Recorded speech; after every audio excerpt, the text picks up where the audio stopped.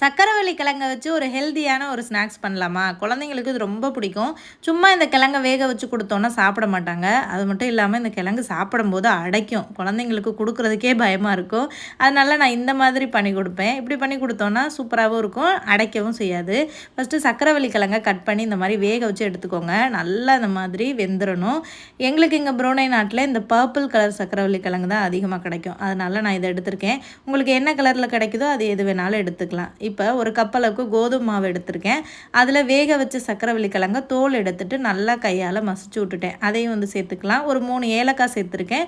அப்புறமா ஒரு கைப்பிடி அளவுக்கு தேங்காய் துருவல் சேர்த்துருக்கேன். நல்லா மிக்ஸ் பண்ணி விட்டுட்டு இதில் வந்து நீங்கள் ப்ரௌன் சுகர் கூட சேர்த்துக்கலாம். நான் வந்து கருப்பட்டியை வந்து பாகு மாதிரி காய்ச்சி அதை வந்து சேர்த்துருக்கேன். எக்ஸ்ட்ரா வந்து நான் தண்ணி எதுவுமே சேர்க்கல. ஏன்னா அந்த பாகுவே பார்த்திங்கன்னா கரெக்டாக இருக்கும் அந்த மாவை பிசைகிறதுக்கு.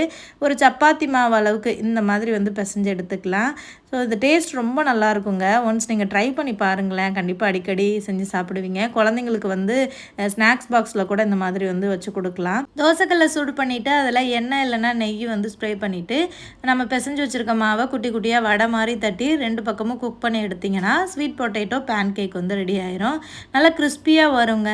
ஆயில் வந்து நிறையா சேர்க்காதீங்க. லைட்டாக மட்டும் ஸ்ப்ரே பண்ணிக்கோங்க. டேஸ்ட்டுமே ரொம்ப சூப்பராக இருக்கும். ஏன்னா ஸ்வீட் பொட்டேட்டோவே பார்த்திங்கன்னா ஸ்வீட்டாக தான் இருக்கும். அதில் நாம் வந்துட்டு எக்ஸ்ட்ரா வந்து கருப்பட்டி பாகெல்லாம் சேர்த்துருக்கோம் பார்த்தீங்களா?